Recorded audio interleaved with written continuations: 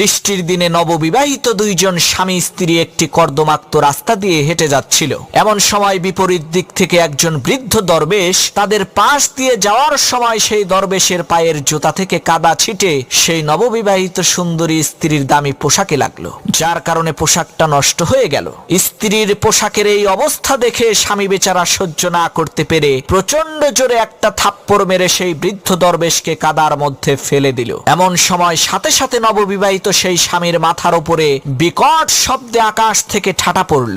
এতে করে তৎক্ষণাৎ সেই নববিবাহিত স্বামী বেচারা মারা গেল। তখন সেই স্ত্রী কেঁদে কেঁদে দরবেশকে বলতে লাগলো, হুজুর, আপনার বদদোয়ার কারণেই আমার স্বামী মারা গেল, আপনি আমার স্বামীকে বদদোয়া দিলেন কেন?